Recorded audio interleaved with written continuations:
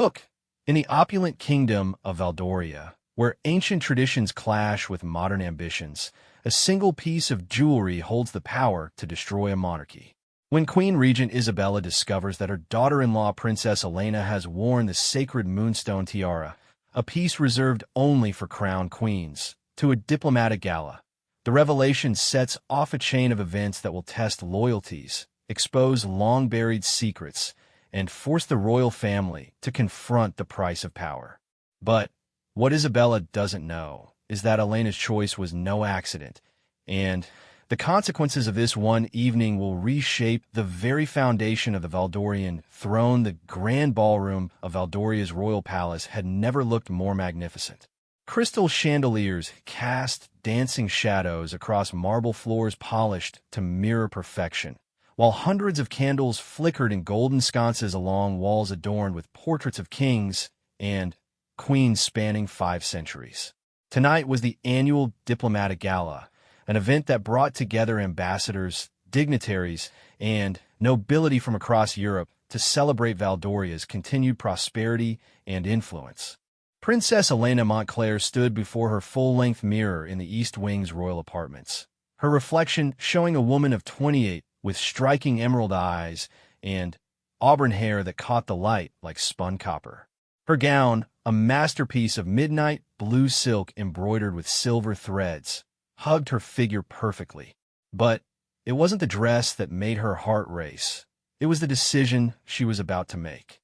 On the velvet-lined jewelry tray before her lay 2 options. The first was the diamond cascade necklace, a stunning piece that had been her wedding gift from King Marcus 3 years ago.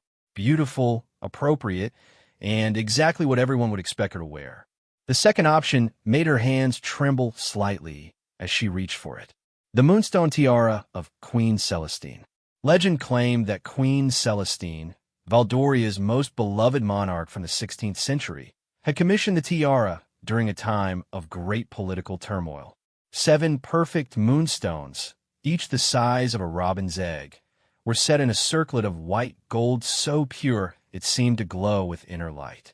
The tiara had been worn by only 5 queens in Valdoria's history, and tradition dictated it could only be worn by a woman who held the title of queen, not princess, not queen consort, but the reigning monarch herself. Elena's fingers traced the cool stones, feeling their smooth surface against her skin. She thought of the conversation she'd overheard 3 days ago, when she'd been searching for Marcus in his private study. The door had been slightly ajar. The grand ballroom of Valdoria's royal palace had never looked more magnificent. Crystal chandeliers cast dancing shadows across marble floors polished to mirror perfection, while hundreds of candles flickered in golden sconces along walls adorned with portraits of kings and queens spanning 5 centuries. Tonight was the annual diplomatic gala, an event that brought together ambassadors, dignitaries, and nobility from across Europe to celebrate Valdoria's continued prosperity and influence. Princess Elena Montclair stood before her full-length mirror in the East Wing's royal apartments, her reflection showing a woman of 28 with striking emerald eyes and auburn hair that caught the light like spun copper. Her gown, a masterpiece of midnight blue silk embroidered with silver threads, hugged her figure perfectly. But it wasn't the dress that made her heart race. It was the decision she was about to make. On the velvet-lined jewelry tray before her lay 2 options. The first was the diamond cascade necklace, a stunning piece that had been her wedding gift from King Marcus 3 years ago. Beautiful, appropriate, and exactly what everyone would expect her to wear. The second option made her hands tremble slightly as she reached for it. The moonstone tiara of Queen Celestine. Legend claimed that Queen Celestine, Valdoria's most beloved monarch from the 16th century, had commissioned the tiara during a time of great political turmoil. 7 perfect moonstones, each the size of a robin's egg, were set in a circlet of white gold so pure it seemed to glow with inner light. The tiara had been worn by only 5 queens in Valdoria's history, and tradition dictated it could only be worn by a woman who held the title of queen, not princess, not queen consort, but the reigning monarch herself. Elena's fingers traced the cool stones, feeling their smooth surface against her skin. She thought of the conversation she'd overheard 3 days ago, when she'd been searching for Marcus in his private study. The door had been slightly ajar, and she'd heard voices from within, Marcus speaking in hushed, urgent tones with his mother, Queen Regent Isabella. "The council is growing impatient, Marcus," Isabella had said, her voice carrying that familiar tone of controlled authority that had governed Valdoria for the past decade since King Frederick's death. "It's been 3 years since your marriage to Elena, and still no heir. The nobility whispers that perhaps she's not suitable to continue the bloodline." Elena had pressed herself against the corridor wall, her heart pounding as she listened to her husband's response. "Mother, these things take time. Elena and I, time is a luxury we no longer possess," Isabella had interrupted. "Duke Aldrich has been making subtle inquiries about his daughter, Lady Victoria. She's young, fertile, and her family's political connections could strengthen our position with the eastern provinces. Perhaps it's time to consider whether this marriage serves the crown's interests." The conversation had continued, but Elena had heard enough. She'd slipped away, her mind reeling with the implications. An annulment. After 3 years of marriage, 3 years of trying to prove herself worthy of the Valdorian crown, they were discussing replacing her with someone younger, someone who could guarantee an heir. Now, standing in her chambers with the sacred tiara in her hands, Elena felt a surge of defiance course through her veins. If Isabella questioned her worthiness to be part of the royal family, perhaps it was time to remind everyone exactly who she was. Princess Elena Montclair was not some disposable political pawn.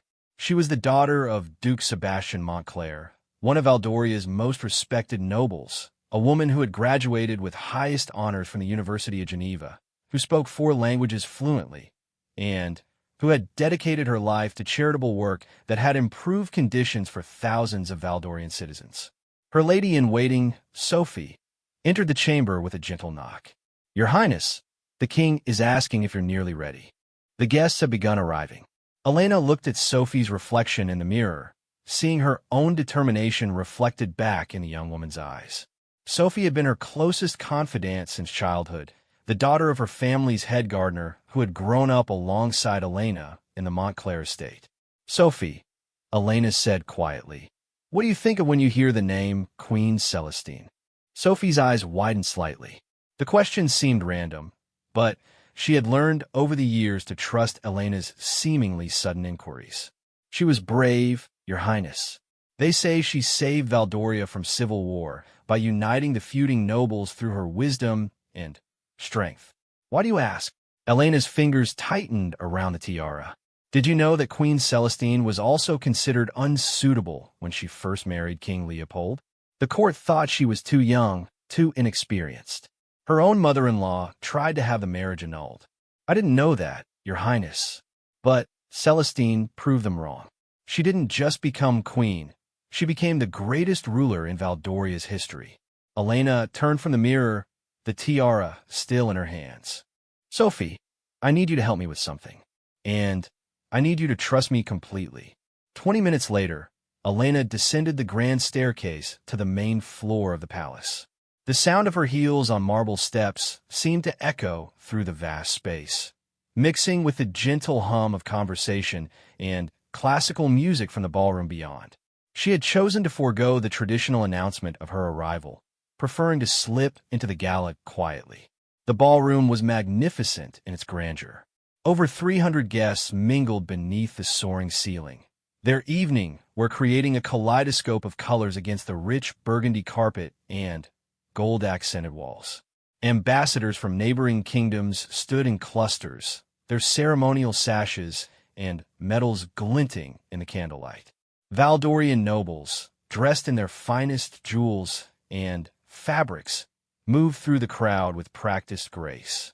At the far end of the ballroom, King Marcus stood near the orchestra, engaged in conversation with Ambassador Thompson from the nearby Kingdom of Astoria.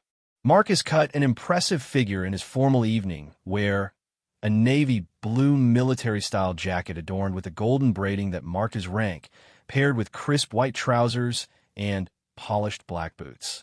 His dark hair was perfectly styled, and his strong jawline was clean-shaven, giving him the appearance of a man born to rule. Beside him, maintaining her position as the evening's unofficial hostess, stood Queen Regent Isabella.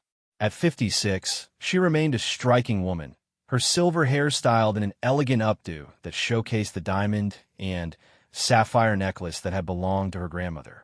Her burgundy gown was impeccably tailored, and her posture radiated the confidence of someone who had spent her entire adult life in positions of power. Elena moved through the crowd, acknowledging greetings and exchanging pleasantries with various guests. Several ambassadors complimented her appearance, and she found herself relaxing slightly into the familiar rhythm of royal social obligations. The tiara felt heavier than expected, but she held her head high, drawing strength from the weight of history it carried. "Princess Elena," called a familiar voice. She turned to see Lord Chancellor Whitmore approaching, his elderly face creased with what might have been concern. "You look absolutely radiant this evening. That's quite an unusual choice of jewelry." Elena smiled gratefully. "Thank you, Lord Chancellor. I felt that tonight called for something special." Whitmore's eyes lingered on the tiara, and Elena could see the recognition dawning in his expression. As the kingdom's chief legal advisor and keeper of royal protocol, he would certainly know the significance of what she was wearing. His mouth opened slightly, then closed again as he seemed to struggle with how to respond. "Your Highness," he said carefully, "perhaps we might have a quiet word?" "Of course," Elena replied, though she made no move to step away from the main crowd. "What would you like to discuss?" Before Whitmore could respond, a commotion near the entrance drew everyone's attention. Duke Aldrich had arrived, accompanied by his daughter, Lady Victoria. The same Lady Victoria whose name had come up in the conversation Elena had overheard.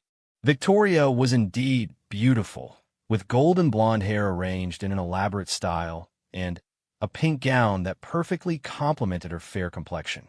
She couldn't have been more than 22, and her bright blue eyes sparkled with the kind of innocence that came from never having faced true adversity. Elena watched as Isabella immediately moved to greet the new arrivals, embracing Victoria with particular warmth. The message was clear. This young woman was not just a guest, but someone Isabella considered significant enough to merit special attention. "Ah, Victoria, you look absolutely lovely," Elena heard Isabella say as the pair approached her general area. "I do hope you'll save a dance for Marcus this evening." Elena felt her jaw tighten, but she maintained her composed expression. The game was becoming clearer by the moment. This gala wasn't just a diplomatic event. It was an opportunity for Isabella to showcase Victoria as a potential alternative to Elena. As if sensing the tension, Marcus looked across the room and caught Elena's eye. For a moment, she saw genuine affection in his gaze, the same warmth that had drawn her to him during their courtship. He began moving toward her, excusing himself from his conversation with the ambassador. It was then that Isabella noticed Elena's presence. The Queen Regent's eyes swept over Elena's appearance in the automatic assessment of someone accustomed to evaluating protocol and presentation. Elena watched as her mother-in-law's gaze traveled upward from her gown to her face, then higher still to Isabella's face went completely pale.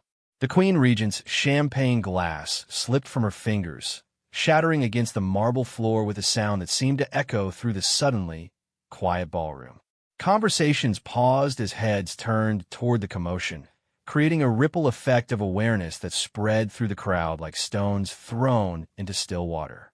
"Elena," Isabella's voice was barely above a whisper, but it carried clearly in the sudden silence. "What have you done?" Marcus had reached them by now, and Elena watched as confusion crossed his features. He followed his mother's horrified gaze upward to Elena's tiara, and she saw the exact moment when recognition hit him. His face went through a rapid series of expressions: surprise, alarm, and something that might have been admiration before settling into carefully controlled neutrality. "Good evening, Your Majesty," Elena said calmly, offering Isabella a perfect curtsy that caused the moonstones to catch the light and send small rainbows dancing across the nearby walls.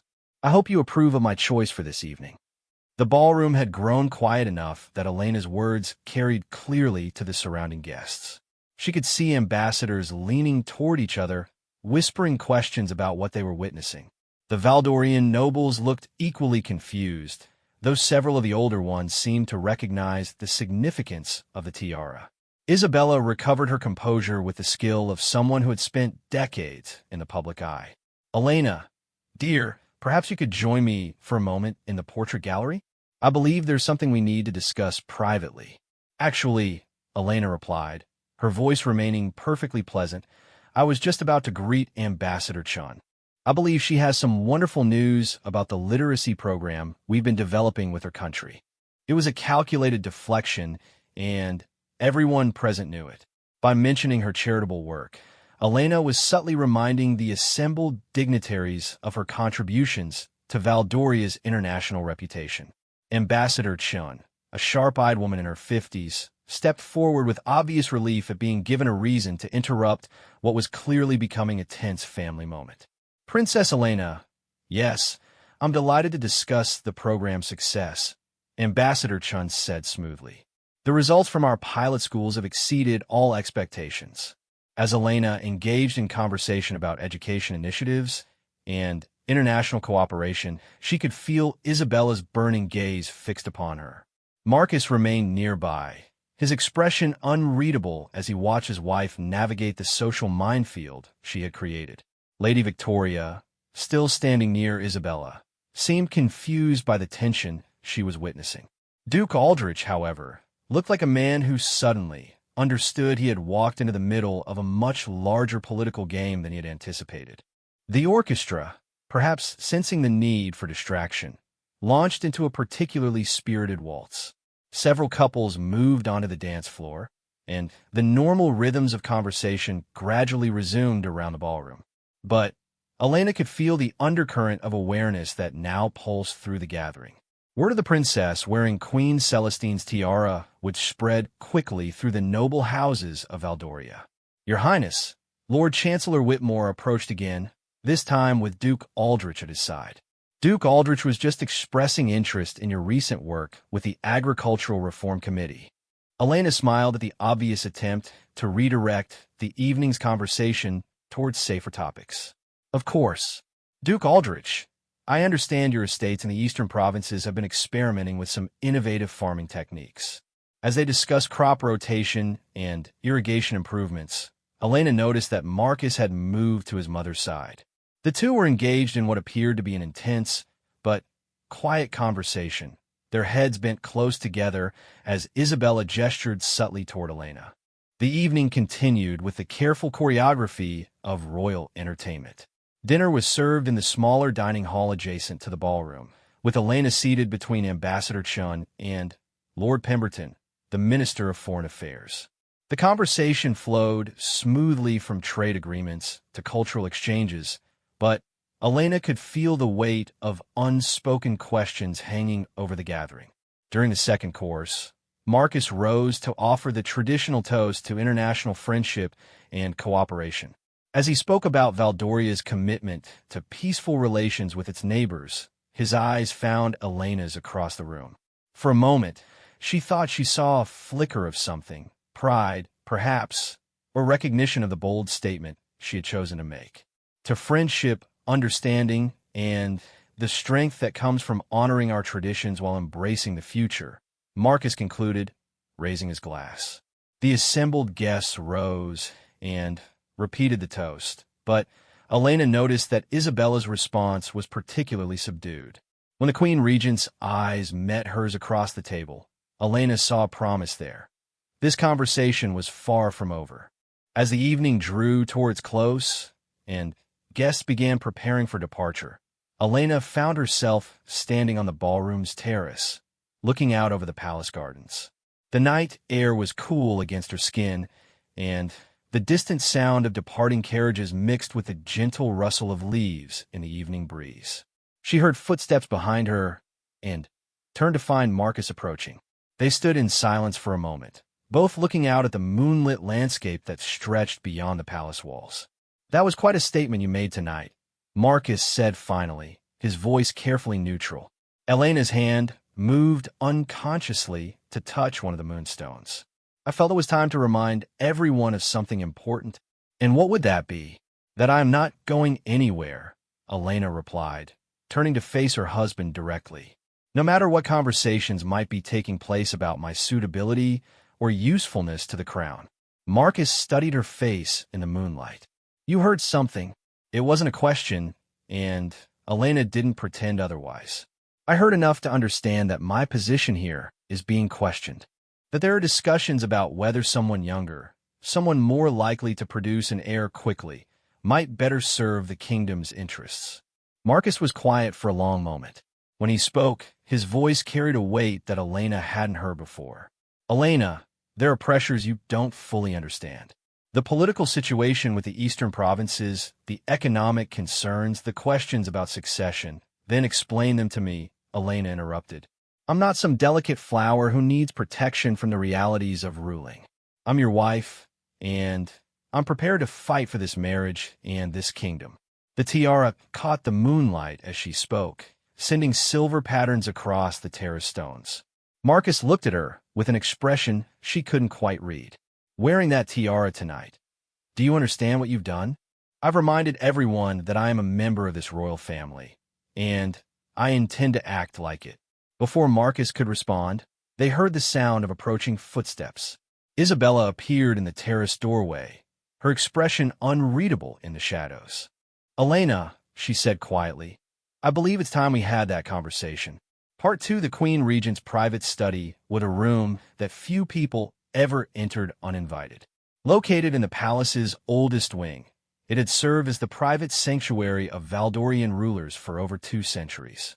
Dark oak paneling lined the walls, broken by tall windows that during daylight hours offered sweeping views of the kingdom's capital city. Tonight, heavy burgundy curtains blocked out the moonlight, and the only illumination came from a fireplace that cast dancing shadows across rows of leather-bound books and priceless artifacts. Elena sat in a high-backed chair that had once belonged to Queen Celestine herself, a fact that was not lost on either woman present. The moonstone tiara remained on her head, its 7 stones catching the firelight and throwing tiny specks of silver light across the room's rich furnishings. Isabella sat behind her massive mahogany desk, her hands folded with the precise control of someone who had spent decades mastering the art of royal composure. Marcus stood near the fireplace, one arm resting on the marble mantelpiece. He had removed his formal jacket, and his white shirt sleeves were rolled up to his elbows, a small sign of the stress that the evening's events had created. The 3 of them had maintained their public facades throughout the remainder of the gala, but now, in the privacy of Isabella's study, the carefully constructed masks could finally be removed. "I must admit," Isabella began, her voice carrying the measured tone she typically reserved for matters of state, "that in all my years of experience with royal protocol, I have never encountered such a deliberate and public challenge to established tradition." Elena met her mother-in-law's gaze steadily. "I wasn't aware that wearing a piece of jewelry that belongs to the royal family could be considered a challenge." "Don't be naive, Elena. You know perfectly well that the moonstone tiara has specific significance. It is not merely jewelry. It is a symbol of queenly authority that has been reserved for reigning monarchs for over 400 years. And yet," Elena replied calmly, "I noticed that nowhere in the written protocols is there any law or regulation that explicitly forbids a member of the royal family from wearing it." Isabella's eyebrows raised slightly. It was clear that Elena had done her research. The restrictions have always been understood as matters of tradition and respect. "Tradition," Elena repeated, turning the word over as if tasting it. "Like the tradition that said Queen Celestine was too young and inexperienced to rule effectively? Or the tradition that nearly led to civil war because the nobility couldn't accept that a woman might possess the strength and intelligence to govern?" Marcus shifted position near the fireplace, drawing both women's attention. "Elena, I think what my mother is trying to say is that tonight's choice of jewelry has created a situation that will be difficult to manage politically. Elena turned toward her husband, studying his face in the firelight. Difficult how? Because it reminded your nobles that I am not simply a decorative addition to the royal family. Because it suggested that I might have opinions and intentions of my own. Because, Isabella interjected, her voice taking on a sharper edge, it has given our political opponents ammunition to claim that you are overstepping your role and positioning yourself for power that you haven't earned. The words hung in the air between them like a challenge. Elena felt something cold and calculating settle in her chest as she processed what Isabella had just revealed. Ammunition, she repeated slowly. So there are already political opponents discussing my role. People who are questioning whether I belong in this family. Isabella exchanged a quick glance with Marcus, who looked increasingly uncomfortable. Elena, you must understand that in any monarchy, there are always political considerations. Stop. Elena held up her hand, and something in her tone caused both Isabella and Marcus to fall silent. I've spent 3 years trying to be the perfect princess. I've attended every charity function, learned every protocol, studied every detail of Valdorian history and culture. I've submitted to medical examinations, consulted with fertility specialists, and endured countless conversations about my body and its capacity to produce heirs as if I were a prized mare in your stables. She stood from the chair, and the movement caused the tiara to catch the light dramatically. But apparently, none of that matters because I haven't yet produced a child quickly enough for your political timeline. Marcus stepped forward. Elena, that's not, isn't it? She turned to face him fully. 3 days ago, I overheard you and your mother discussing Lady Victoria as a potential replacement for me. You talked about annulment, about whether this marriage serves the crown's interests, about her age and fertility, as if those were the only qualities that mattered in a queen. The confession caused the temperature in the room to drop noticeably. Marcus's face went pale, and Isabella's carefully controlled expression cracked slightly. You were eavesdropping, Isabella said, but there was no real accusation in her voice, more a statement of fact. I was looking for my husband in his private study, and I overheard a conversation that revealed exactly how precarious my position in this family really is. Elena's voice remained steady, but there was steel beneath the calm surface. Did you really think I would simply accept being discarded without a fight? Marcus ran his hands through his hair, disrupting the perfect styling that had marked his appearance throughout the gala. Elena, the conversation you overheard, it wasn't what you think. The political pressures we're facing are complex, and sometimes we have to discuss scenarios that we hope will never come to pass. Scenarios? Elena's voice rose slightly. You were discussing my replacement, Marcus. There's no scenario interpretation needed there. Isabella leaned back in her chair, studying Elena with what might have been newfound respect. So tonight's display was your response. You chose to wear the moonstone tiara as a declaration. I chose to remind everyone present that I am Princess Elena Montclair of Valdoria, not some temporary placeholder who can be dismissed when more convenient options present themselves. The fire popped in the hearth, sending sparks up the chimney and momentarily illuminating the room more brightly. In that burst of light, Elena could see the full weight of the situation reflected in both Isabella's and Marcus's faces. Elena, Isabella said slowly, do you have any idea what wearing that tiara tonight will cost us politically? Tell me. Isabella stood and moved to one of the tall windows, pulling back the curtains slightly to look out at the kingdom's capital. Even at this late hour, lights twinkled in windows across the city, representing thousands of citizens whose lives were affected by the decisions made within these palace walls. Duke Aldrich arrived tonight, expecting to position his daughter as a potential match for Marcus. He's been building political support among the Eastern nobles, suggesting that a marriage alliance with his family could strengthen our hold on those provinces. By wearing the tiara, you've essentially declared yourself untouchable, forced us to publicly support your position, even if privately we might have preferred more flexibility. Elena absorbed this information, feeling pieces of a larger puzzle clicking into place. So Lady Victoria wasn't just a potential replacement. She was part of a political strategy. Everything is part of political strategy when you're running a kingdom, Marcus said quietly. Personal desires, family loyalty, romantic love, they're all secondary to the stability of the crown. And yet, Elena replied, Queen Celestine managed to balance political necessity with personal integrity. She didn't sacrifice one for the other. Isabella let the curtain fall back into place and turned to face Elena. Queen Celestine lived in different times, faced different challenges. The political landscape she navigated was brutal in ways you can't imagine, but it was also simpler. Today's monarchy must contend with economic pressures, international diplomacy, and social changes that would have been inconceivable in her era. So what you're saying is that the modern monarchy requires more compromise, more willingness to treat people as expendable assets.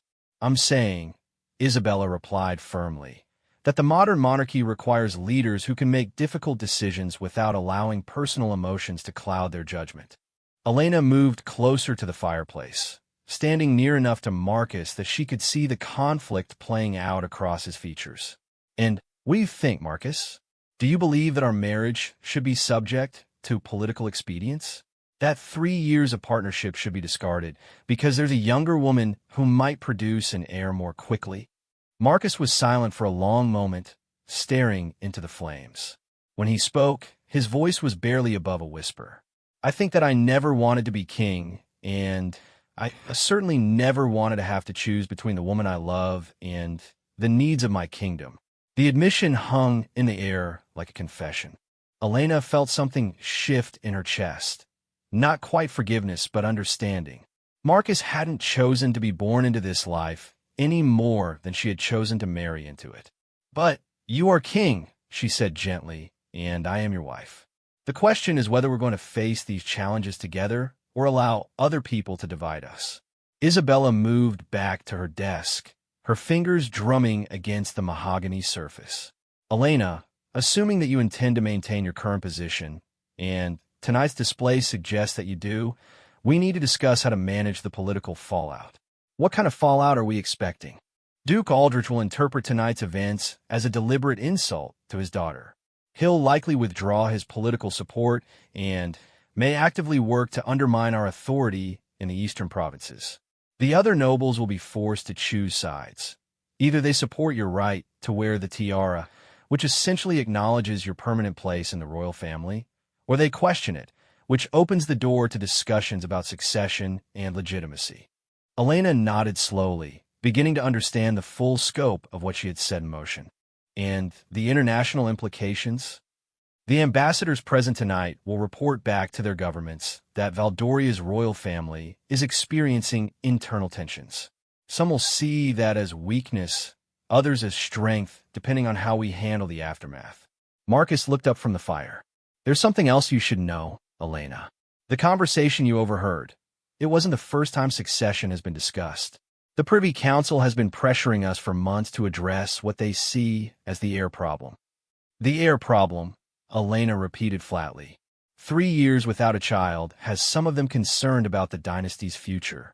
They've been suggesting various alternatives, such as, Isabella answered, adoption of a suitable noble child, naming one of Marcus's cousins as heir presumptive, or, as you discovered, dissolution of the current marriage in favor of one more likely to produce biological heirs quickly. Elena felt the weight of the tiara on her head, and for the first time that evening, it didn't feel empowering. It felt heavy with responsibility. And what is your preference? The question was directed at both of them, but it was Marcus who answered. My preference is to find a way to strengthen our position without sacrificing our marriage. But I'll be honest with you, Elena, I don't know if that's possible given the current political climate. Elena moved to the chair opposite Isabella's desk and sat down, her mind racing through possibilities and consequences. What if we approached this differently? Instead of treating the succession question as a crisis to be managed, what if we used it as an opportunity to demonstrate leadership? Isabella's eyebrows raised. What do you mean? Queen Celestine didn't become legendary because she quietly accepted the role others carved out for her. She became legendary because she redefined what it meant to be queen. She expanded the role, increased the monarchy's influence, and created lasting changes that strengthened the kingdom. And you think wearing her tiara gives you the authority to attempt something similar? Isabella's tone was skeptical but curious. I think wearing her tiara tonight announced my intention to try. Elena leaned forward slightly. Isabella, you said that today's monarchy faces challenges that would have been inconceivable in Celestine's time. What if instead of seeing that as a limitation, we saw it as an opportunity? Marcus moved away from the fireplace, his interest clearly piqued. What kind of opportunity? Elena stood again, beginning to pace as ideas formed in her mind. Valdoria's international reputation has always been built on tradition and stability. But what if we also became known for innovation and progressive leadership? The literacy programs I've been developing with foreign governments, the agricultural reforms, the economic development initiatives, what if those weren't just charitable projects, but the foundation for a new kind of monarchy? A monarchy that leads by example rather than simply maintaining tradition, Marcus said slowly, following her line of thought. Exactly. A monarchy that proves its legitimacy through achievement rather than just bloodline. Elena stopped pacing and looked directly at Isabella. You're worried about political opposition from people like Duke Aldrich. What if we made him irrelevant by building such strong popular support that his traditional power base couldn't compete? Isabella was quiet for several minutes, clearly processing Elena's proposal. It's an interesting idea, but it would require fundamental changes to how we approach governance. And it would be extremely risky politically. More risky than the current situation? You said yourself that we're facing pressure from multiple directions. The Eastern nobles, the Privy Council, international observers. Everyone is questioning our stability. What if instead of constantly defending our position, we went on the offensive?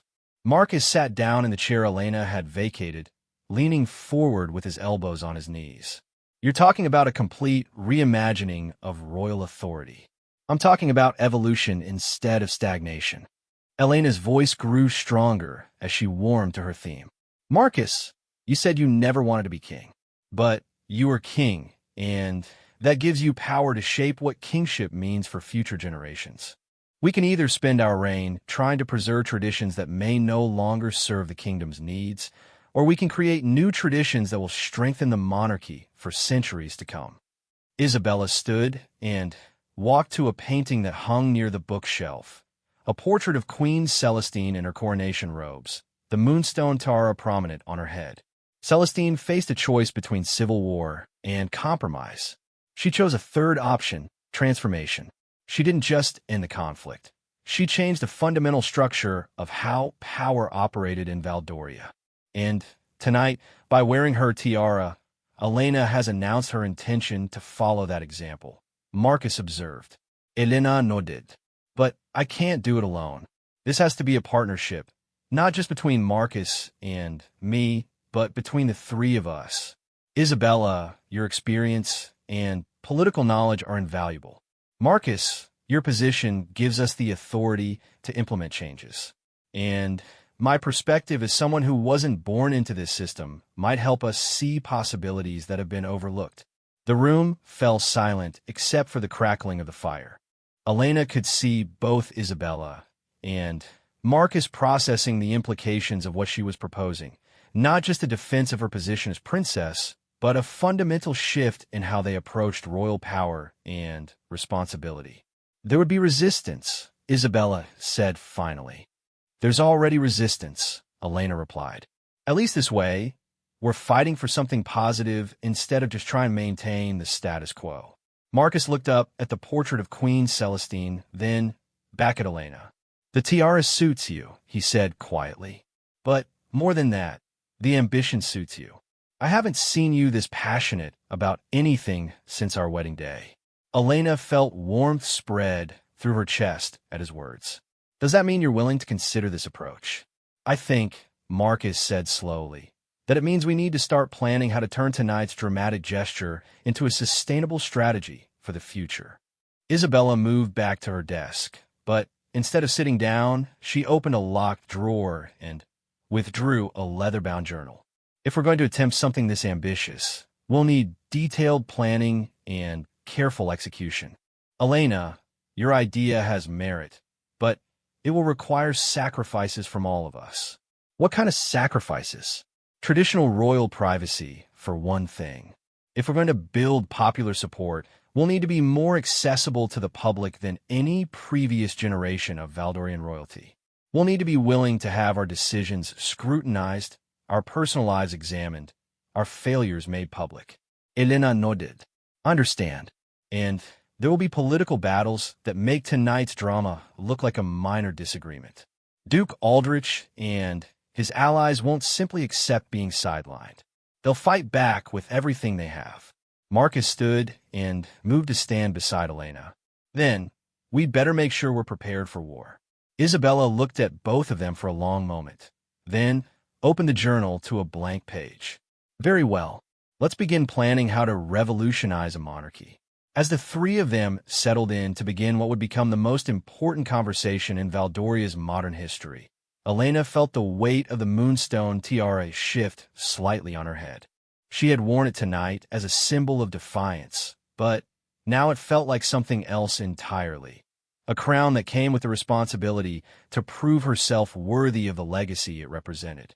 Outside the study windows, the kingdom of Valdoria slept peacefully, unaware that their royal family was planning changes that would reshape the very nature of their government. But in this room, surrounded by the portraits and artifacts of centuries of Valdorian rulers, three people were laying the groundwork for a transformation that would either secure the monarchy's future or destroy it entirely. The conversation that had begun with accusations and defiance was evolving into something else. A partnership forged in crisis, united by ambition, and committed to proving that tradition and innovation could coexist. Whether they would succeed remained to be seen, but for the first time since her marriage 3 years ago, Elena felt like she was truly home. Part 3 dawn was breaking over the kingdom of Valdoria as Princess Elena stood in the palace's rose garden, still wearing the midnight blue gown from the previous evening's gala. The moonstone tiara had been carefully removed and returned to its place in the royal vault, but the weight of its significance still pressed upon her shoulders like an invisible crown. She had not slept. Instead, she and Marcus and Isabella had spent the entire night in the Queen Regent's study, planning what they had come to call the Celestine Initiative, a comprehensive plan to modernize the Valdorian monarchy while strengthening its foundation. Sophie approached carefully across the dew-dampened grass, carrying a silver tray with coffee and fresh pastries.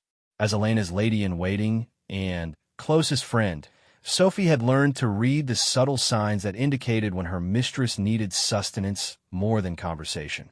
"Your Highness," Sophie said quietly, setting the tray on a nearby stone bench. "The kitchen staff is beginning to prepare breakfast for the household. Should I inform them that you'll be joining the king and Queen Regent in the family dining room?" Elena turned from her contemplation of the sunrise, and Sophie could see the exhaustion etched in the fine lines around her mistress's eyes. But there was something else there too, a kind of fierce determination that Sophie had only seen occasionally during their long friendship. "Sophie, how long have you known me?" "Since we were both 7 years old, Your Highness. Nearly 21 years. And in all that time, have you ever known me to back down from a challenge?" Sophie smiled despite her concern. "Never, Your Highness. Even when backing down would have been the wiser choice." Elena laughed softly, the sound carrying across the garden where early morning birds were beginning their daily songs. "Then, you won't be surprised to learn that last night was just the beginning." Before Sophie could respond, the sound of approaching footsteps drew their attention. Marcus emerged from the palace's east entrance, having clearly taken time to change from his formal evening wear into more casual attire. He wore dark trousers and a white shirt with the sleeves rolled up, and his hair showed signs of being hastily combed after what had obviously been a sleepless night. "I thought I might find you here," he said, settling onto the bench beside the coffee service. "This garden has always been your refuge when you're processing something significant." Elena joined him on the bench, accepting the cup of coffee that Sophie quietly prepared before discreetly withdrawing to give them privacy. The hot liquid was exactly what Elena needed, and she felt some of her exhaustion lifting as the caffeine began to work its way through her system. "Marcus, are you having second thoughts about what we discussed last night?" Marcus considered the question while watching a pair of swallows chase each other through the morning air. "I'm having thoughts about the magnitude of what we're proposing. But second thoughts? No. If anything, I'm more convinced that dramatic action is necessary." "What makes you say that?" Marcus pulled a folded piece of paper from his pocket and handed it to Elena. "A message arrived by courier about an hour ago. Duke Aldrich has requested an immediate audience with the Privy Council to discuss what he calls concerning developments in royal protocol and succession planning." Elena unfolded the paper and read the formal language that barely concealed Aldrich's anger and political maneuvering. "He's moving quickly, faster than we anticipated. Isabella estimates we have perhaps 2 days before he formally challenges your right to wear the tiara, which will force the council to either support your position or question your legitimacy as a member of the royal family." Elena folded the message carefully and handed it back to Marcus. "Then, we need to move faster than he does. Elena, what we discussed last night, the public engagement, the constitutional reforms, the international partnerships, that's going to take months or even years to implement properly. We can't revolutionize a monarchy in 48 hours. "No," Elena agreed, "but we could take actions that make it impossible for Duke Aldrich to successfully challenge us. We need to change the conversation entirely." Marcus turned to study his wife's profile as she gazed across the garden. "What do you have in mind?" Elena was quiet for a moment, her thoughts racing through possibilities and consequences. "Marcus, what was the most significant thing that Queen Celestine did to secure her position when she faced opposition?" "She unified the feuding nobles by demonstrating that her leadership could bring them greater prosperity and security than continued conflict." "Exactly. She didn't just defend her right to rule. She proved that her rule would be beneficial to everyone involved." Elena turned to face Marcus directly.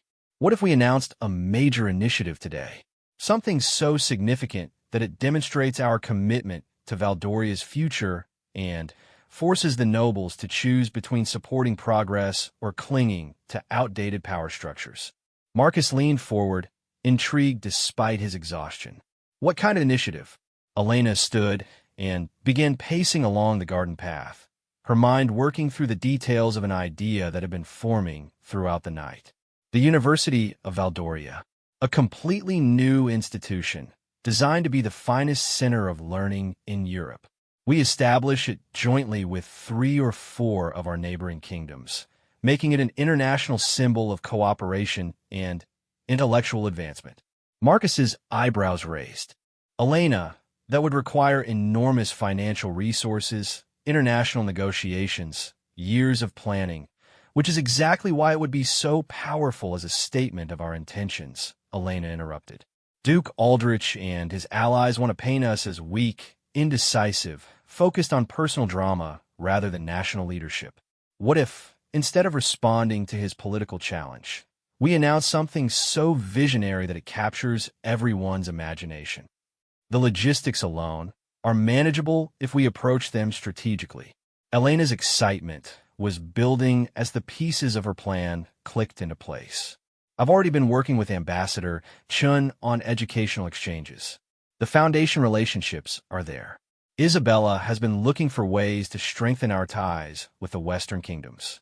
And you've been searching for a legacy project that could define your reign." Marcus stood and moved to join Elena near the garden's central fountain. "You talking about announcing this today?"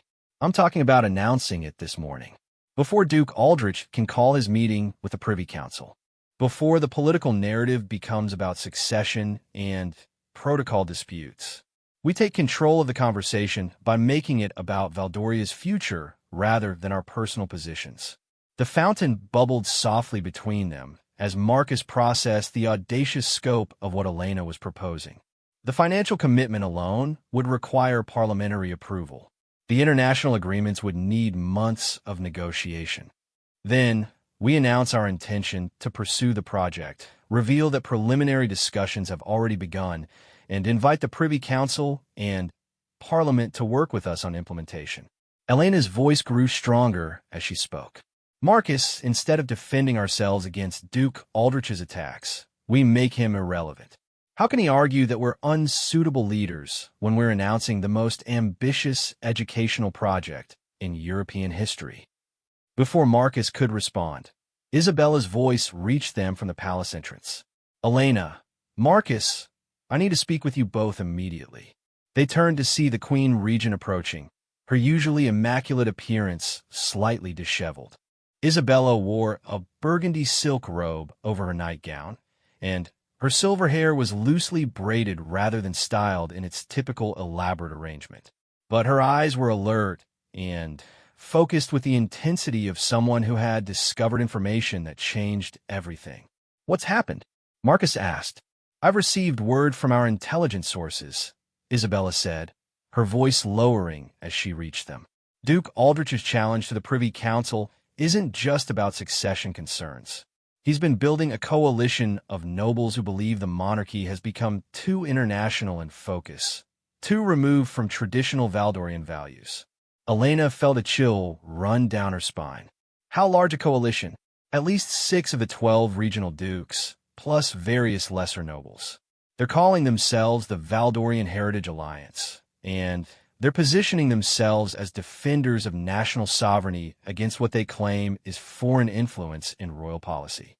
Marcus ran his hands through his hair, disrupting his careful grooming. Foreign influence meaning Elena's diplomatic work and international partnerships. Precisely. They're arguing that the monarchy has become too focused on global relationships at the expense of domestic concerns. Last night's tiara incident has given them what they see as proof that foreign-born royalty, Isabella paused meaningfully, doesn't properly respect Valdorian traditions. Elena absorbed this information, feeling pieces of a larger puzzle clicking into place.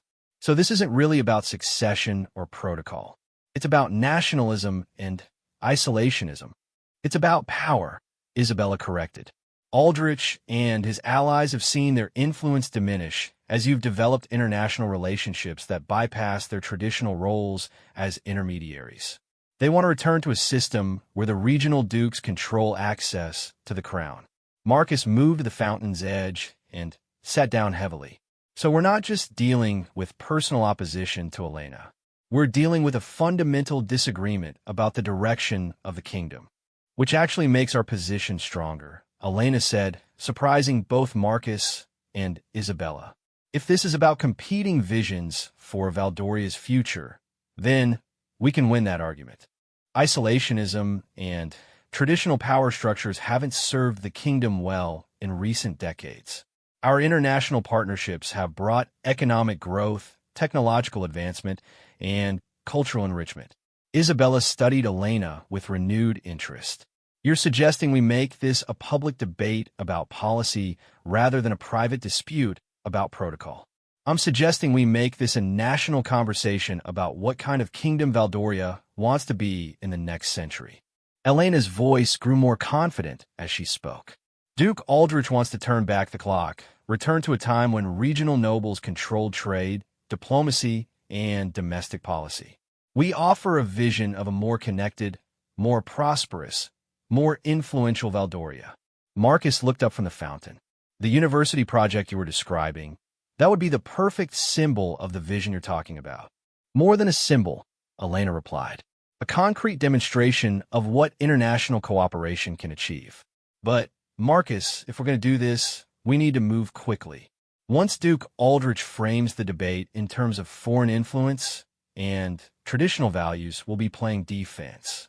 We need to seize the initiative. Isabella moved closer to both of them, her voice dropping to barely above a whisper. Elena, if we pursue this course, there's no turning back. The Heritage Alliance will see it as a declaration of war against their vision of Valdoria. They'll use every political weapon at their disposal to stop us. And if we don't pursue this course?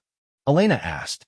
If we allow them to set the terms of the debate, to make this about my worthiness or foreign influence on the monarchy? Then we spend the remainder of our reign trying to satisfy people who fundamentally disagree with everything we've been working to accomplish, Marcus said quietly. The three of them stood in the garden as the sun climbed higher, each lost in their own thoughts about the momentous decision they were facing. Around them, the palace was beginning to stir with the activity of another day. Servants preparing breakfast, guards changing shifts, courtiers arriving for morning appointments. Normal life continuing while the royal family contemplated actions that would reshape the kingdom's future.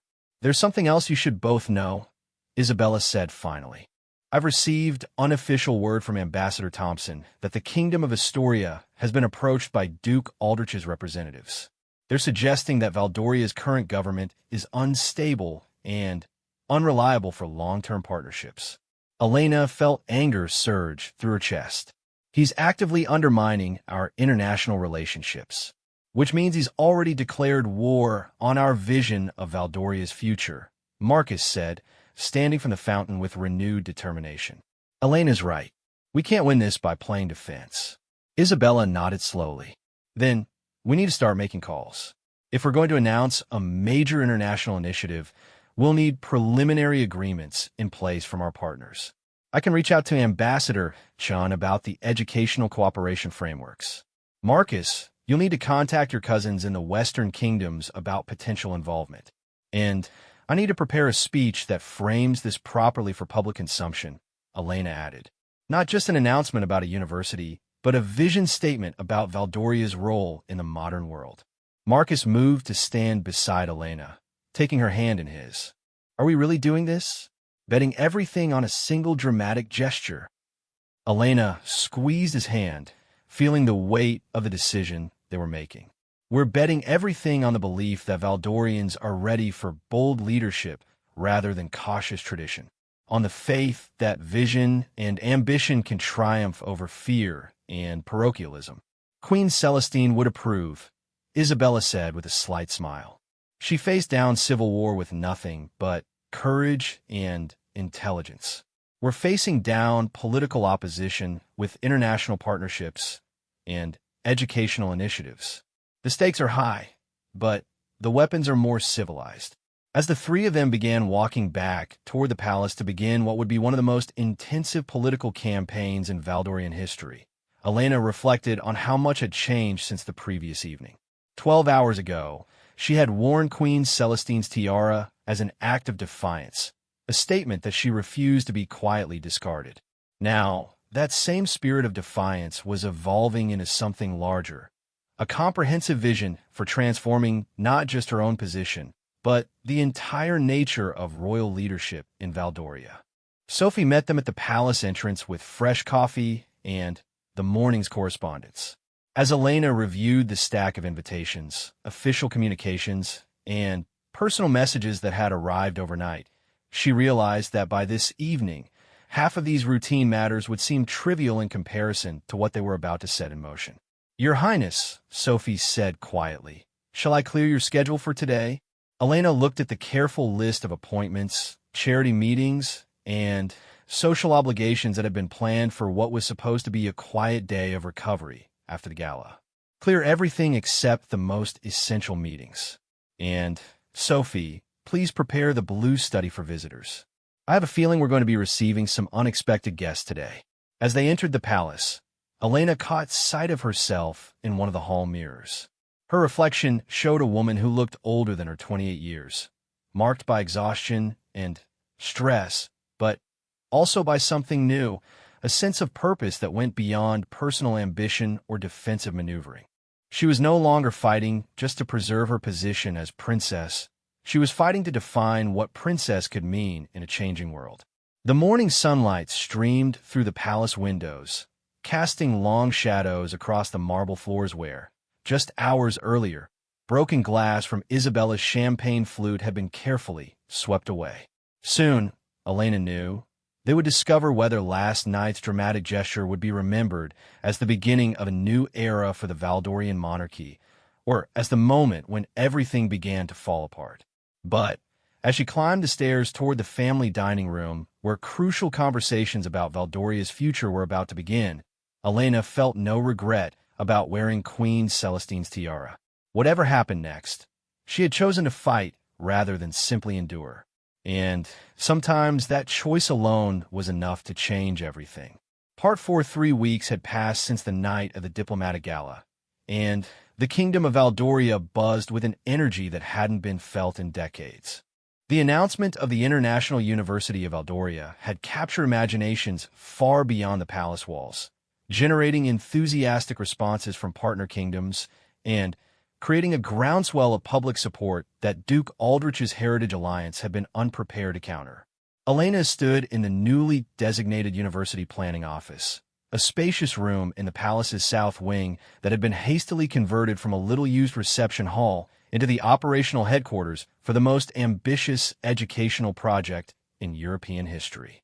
Maps of proposed campus locations covered the walls. Architectural sketches were spread across several tables, and correspondence from universities, governments, and educational experts filled numerous filing cabinets that hadn't existed a month earlier. Ambassador Chun sat at the main conference table, reviewing the latest draft of the International Cooperation Agreement that would establish the legal framework for the university's operation. Her expertise in educational policy had proved invaluable during the intensive negotiations required to coordinate between 4 different kingdoms, each with their own legal systems and academic traditions. Princess Elena, Ambassador Chen said, looking up from the document, I must tell you that my government is impressed by the speed and thoroughness with which you've managed these negotiations. 3 weeks ago, this was merely an ambitious idea. Today, we have preliminary agreements from Astoria, Montclair, and Westmarch, plus provisional support from at least 6 additional kingdoms. Elena smiled as she reviewed the correspondence that had arrived with the morning's diplomatic pouch. Ambassador, I've learned that sometimes the only way to make something seem possible is to act as if it already exists. The momentum has been remarkable. Marcus entered the planning office carrying a folder that Elena recognized as containing the latest reports from the Privy Council meetings. Over the past 3 weeks, the council had been forced to address the university project rather than Duke Aldrich's original concerns about succession and protocol. The strategic shift had worked exactly as Elena had hoped. Instead of debating her worthiness to wear Queen Celestine's tiara, the kingdom's political leaders found themselves discussing educational philosophy, international cooperation, and economic development.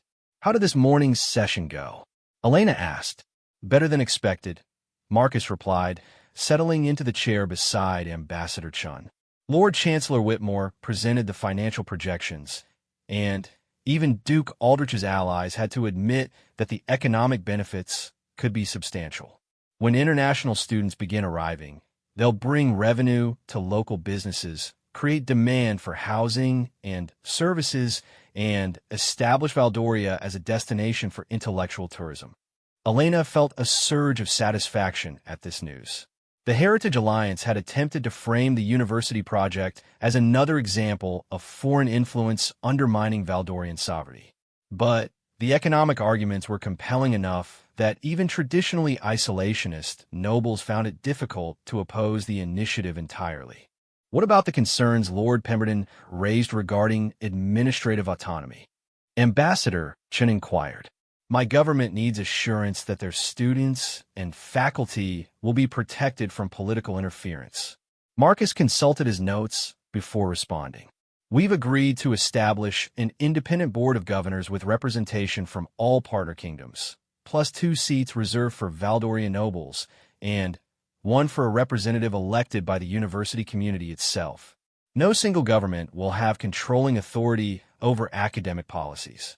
This compromise had been Elena's suggestion, designed to address sovereignty concerns while ensuring that the university could operate with the intellectual freedom necessary for genuine scholarship. It had taken considerable negotiation to convince both the Heritage Alliance and the international partners that such a structure could work effectively. The office door opened to admit Sophie, who carried a tea service and what appeared to be an urgent message. "Your Highness, this just arrived by special courier from Queen Regent Isabella. She requests your immediate presence in the throne room." Elena felt a flicker of concern at the formal language and urgent delivery method. Over the past 3 weeks, most royal business had been conducted in working meetings rather than formal audiences. A summons to the throne room suggested either very good news or very serious problems. "Ambassador Chun, would you excuse us? I believe we should respond to this immediately." "Of course, Your Highness. I'll continue reviewing the administrative structures we discussed." Elena and Marcus made their way through the palace corridors, past rooms that had once seemed purely ceremonial but now bustled with activity related to university planning, international correspondence, and the expanded diplomatic schedule that had accompanied the project's success. The transformation was visible everywhere, from the additional clerks copying documents to the stream of visitors seeking audiences about educational partnerships to the architects sketching building designs in formerly quiet corners.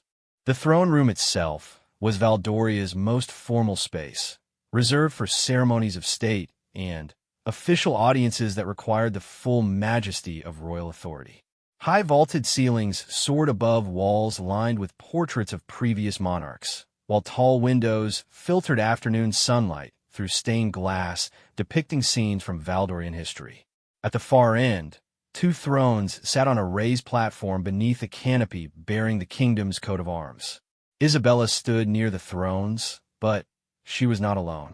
Duke Aldrich waited nearby, his expression unreadable, but his posture suggesting barely controlled tension. Beside him stood Lady Victoria, looking considerably less confident than she had 3 weeks earlier at the gala. Lord Chancellor Whitmore occupied his traditional position near the platform, a leather portfolio in his hands that undoubtedly contained important documents. "Elena, Marcus," Isabella said as they approached. "Duke Aldrich has requested this formal audience to present what he calls a final resolution to recent political differences." Elena felt her stomach tighten as she processed the implications of the word final. In royal protocol, such language typically preceded ultimatums or declarations that would have lasting consequences for everyone involved. "Your Majesties," Duke Aldrich began, his voice carrying the formal tone required for throne room proceedings. "I come before you today representing the legitimate concerns of noble families who have served this kingdom for generations. The Heritage Alliance believes that recent developments have placed Valdoria's sovereignty and traditional values at risk." Marcus stepped forward slightly, his own voice taking on the authoritative tone he rarely used outside of official ceremonies. "Duke Aldrich, this court has been made aware of your concerns. We have attempted to address them through expanded consultation and transparent discussion of policy initiatives.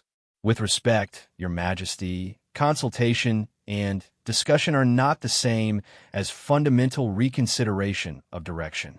Aldrich's eyes moved to Elena as he continued. "The Heritage Alliance maintains that the kingdom's recent embrace of international partnerships and foreign educational models represents a departure from the independence and self-determination that have historically defined Valdorian strength." Elena realized that this was the moment she had been preparing for since the night she wore Queen Celestine's tiara. All the planning, negotiation, and political maneuvering of the past 3 weeks had been leading to this confrontation. Duke Aldrich was forcing a final choice between his vision of isolated traditionalism and their vision of engaged modernization. "Duke Aldrich," Elena said, her voice carrying clearly through the vast space. "Might I ask what specific resolution you're proposing?" Aldrich exchanged glances with Lady Victoria before responding. "The Heritage Alliance proposes a return to traditional governance structures that prioritize domestic concerns over international commitments. We suggest that the university project be suspended pending a comprehensive review of its implications for national sovereignty. And we recommend that future royal marriages be evaluated based on their contribution to Valdorian independence rather than their facilitation of foreign relationships." The implications of this last point were unmistakable. Aldrich was essentially demanding Elena's removal from the royal family, while simultaneously positioning Lady Victoria as a more suitable alternative. The political challenge that had begun with the tiara had evolved into a direct assault on everything Elena and Marcus had worked to build. Isabella stepped forward, her voice taking on the cold authority that had governed Valdoria during her regency. Duke Aldrich, are you suggesting that this court dissolve a royal marriage and abandon international commitments that have already been formalized in treaty negotiations? Your Majesty, I'm suggesting that this court prioritize the long-term interests of the Valdorian people over the personal preferences of individuals, regardless of their rank. The throne room fell silent as the full weight of Aldrich's challenge settled over everyone present. Elena realized that this was not just about her position or even about the university project. This was about whether Valdoria would continue evolving toward greater international engagement or retreat into the kind of isolation that had historically led to economic stagnation and political irrelevance. Duke Aldrich, Elena said, moving to stand directly in front of the platform, before their majesties respond to your proposals, might I ask you to clarify something? You speak of Valdorian independence and traditional values, but which traditions are you specifically defending? Aldrich's eyebrows raised slightly at the unexpected question. I refer to the principles of sovereignty, self-determination, and domestic priority that have guided this kingdom for centuries. I see.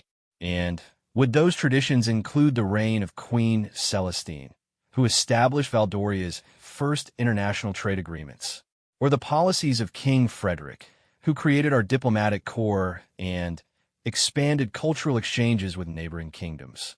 Elena could see that her questions were creating discomfort, not just for Aldrich, but for some of the other nobles present.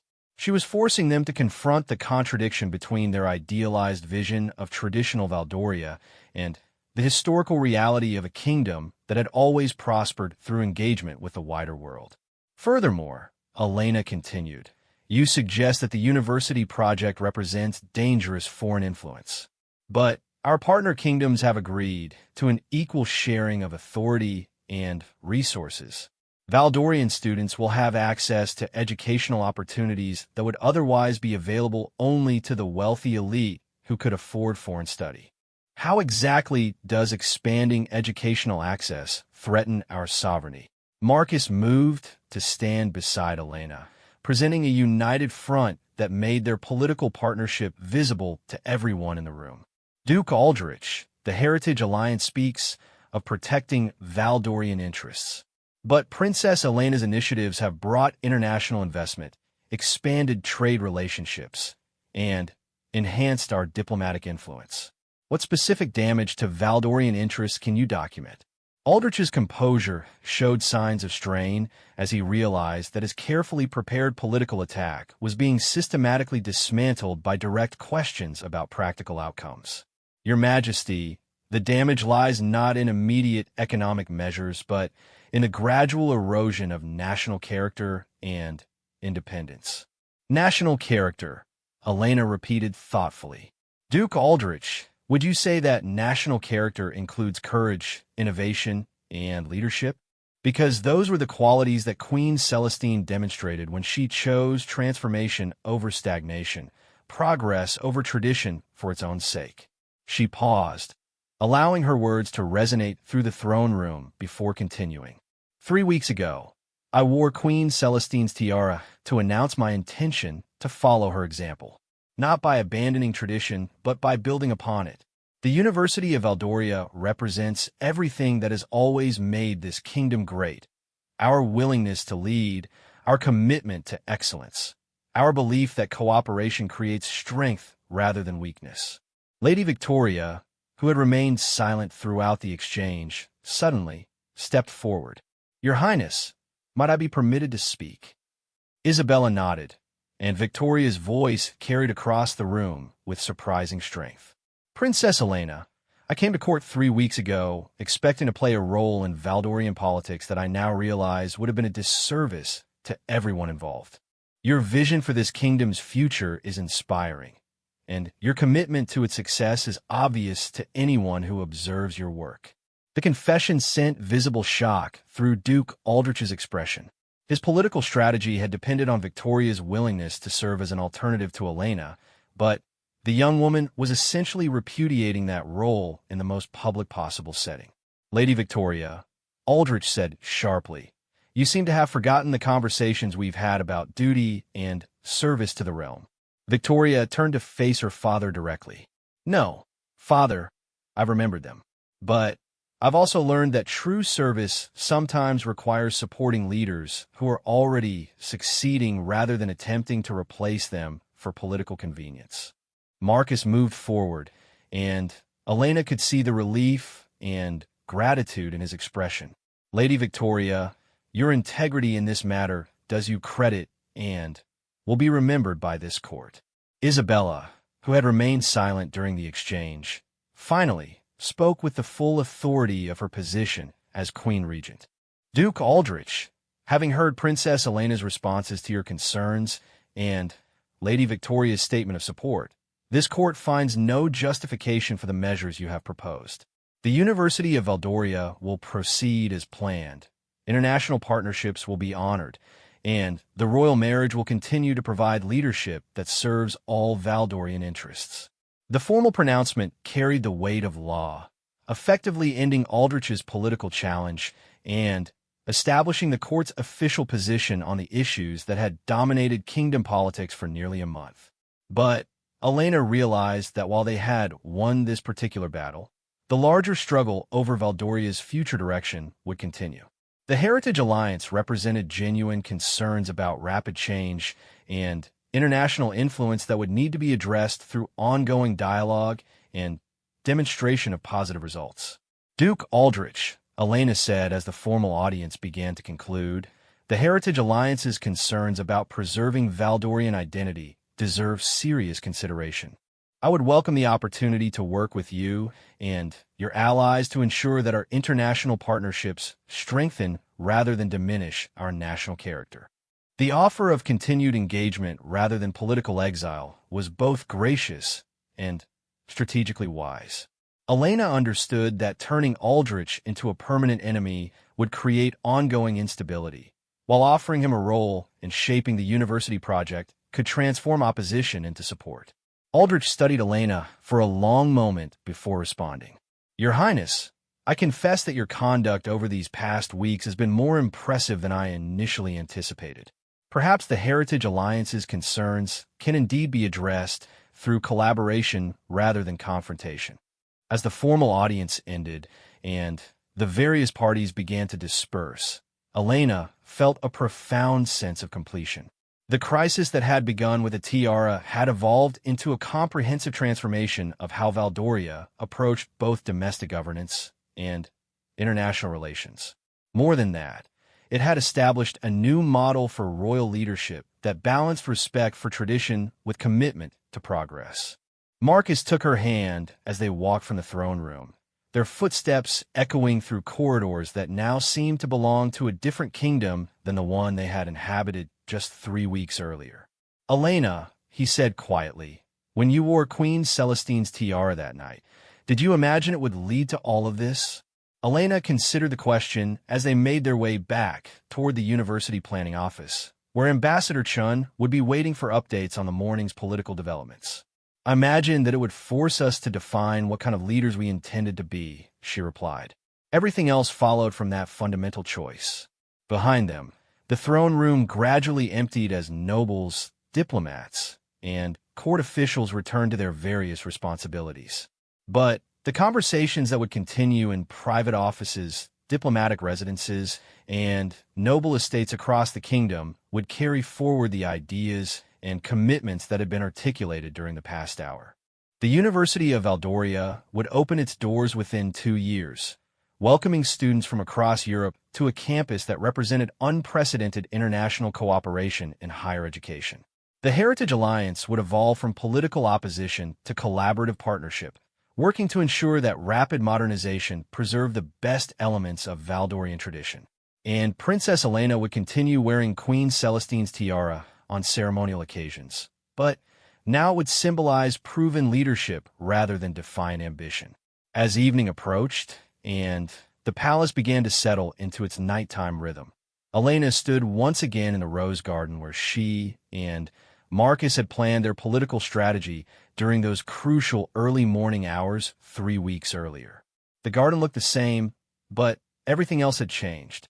Sophie approached with the day's final correspondence, including messages from universities across Europe requesting partnership opportunities, economic reports documenting increased international investment in Valdoria, and personal letters from citizens expressing support for the royal family's leadership. "Your Highness," Sophie said as Elena reviewed the stack of documents, "there's one more thing." A message arrived this evening from the Royal Museum. They received requests from several European institutions asking to loan artifacts for an exhibition about Queen Celestine's reign. Apparently, there's renewed international interest in her story. Elena smiled at this news, understanding that Queen Celestine's legacy was experiencing a revival that went far beyond Valdoria's borders. The tiara that had sparked so much controversy had ultimately reminded people across Europe of the power that could emerge when traditional authority embraced innovative vision. "Sophie, please respond that the museum has royal permission to develop such an exhibition, and suggest that they include materials about contemporary efforts to continue Queen Celestine's example of transformational leadership." As the stars appeared above the palace gardens, Elena reflected on the unpredictable path that had led from a single evening's dramatic gesture to a comprehensive reimagining of royal responsibility. She had worn Queen Celestine's tiara to defend her position, but the act had ultimately created opportunities to redefine what that position could accomplish. Tomorrow would bring new challenges, continued negotiations, and the ongoing work of building institutions that could outlast any individual reign. But tonight, in the garden where it had all begun, Elena felt the satisfaction of knowing that she had chosen courage over caution, vision over preservation, and transformation over mere survival.